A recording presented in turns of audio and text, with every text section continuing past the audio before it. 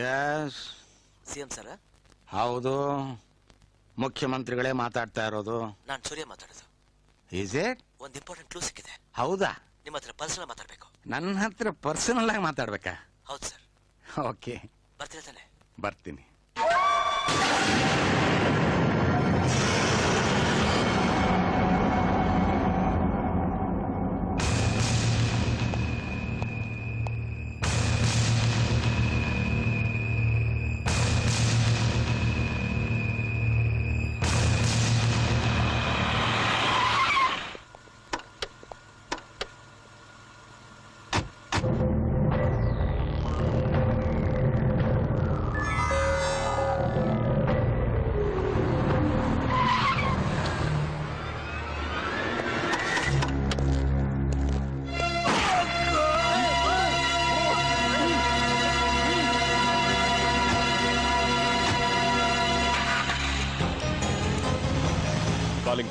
Control room, ನಾನು DCP Sobhraj ಮಾತಾಡ್ತಾ ಇರೋದು. ಲಾಯರ್ ಸೂರ್ಯ ನನ್ನನ್ನ ಶೂಟ್ ಮಾಡಿ ಮಿನಿಸ್ಟರ್ನ ಕಿಡ್ನಾಪ್ ಮಾಡಿದ್ದಾನೆ. ಎಲ್ಲ ಚೆಕ್ ಪೋಸ್ಟ್ ಇನ್ಫಾರ್ಮ್ ಮಾಡಿ, ಅವನೆಲ್ಲೇ ಸಿಕ್ಕಿದ್ರು ಶೂಟ್ ಮಾಡಿ ಬಿಸಾಕಿ. This is my order.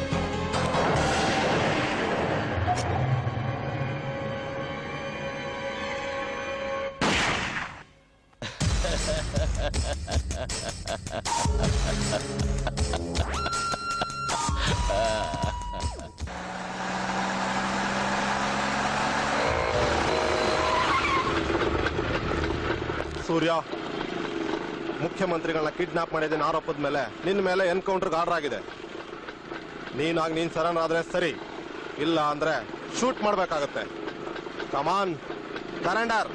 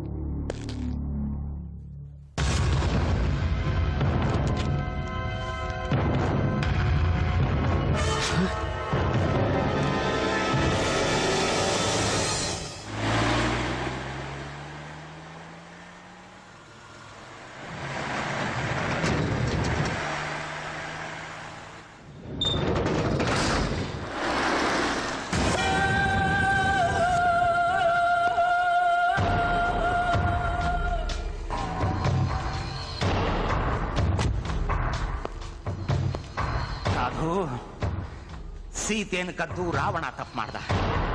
Draupadi ವಸ್ತ್ರಾಪಹರಣ ಮಾಡಿಸಿ ಕೌರವ ತಪ್ಪು ಮಾಡ್ದ. ನನ್ನನ್ನು ಕಿಡ್ನಾಪ್ ಮಾಡಿ ನೀನು ತಪ್ಪು ಮಾಡ್ದೆ.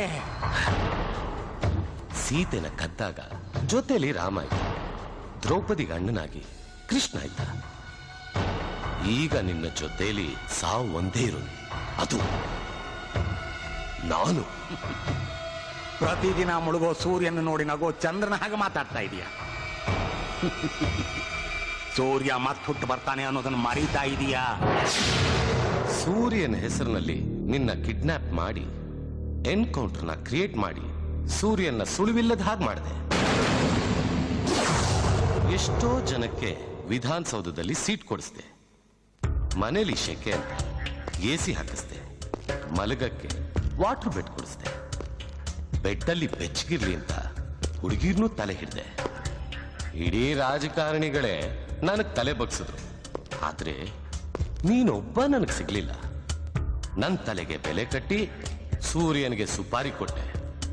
ನನಗೆ ಬೀಸಿದ ಬಲೆಗೆ ನೀನೇ ಸಿಕ್ಕಾಕೊಂಡೆ.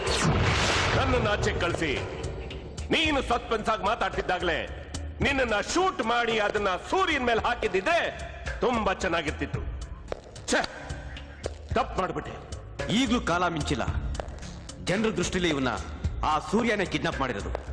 ಇವನ್ ತಲೆ ಎತ್ತಿ ನಾನು ವಿಧಾನಸೌಧದ ಮುಂದೆ ಬಿಸಾಕ್ಬಿಡ್ತೀನಿ.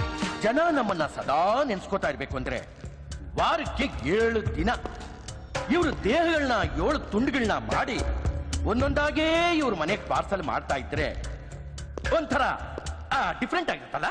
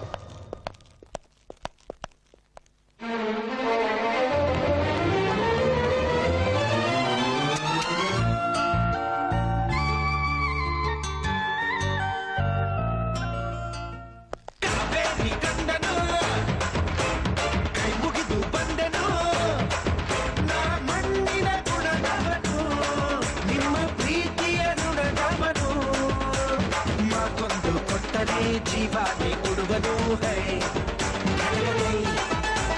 ಕೈಗೆ ಹೊತ್ತಿಟ್ಟರೆ ಪ್ರೀತಿ ಹೊತ್ತಿಟ್ಟರೆ ಭೂಮಿಯನ್ನೇ ಬುಗುರಿ ಮಾಡಿ ಬುಡಾಯಿಸುವ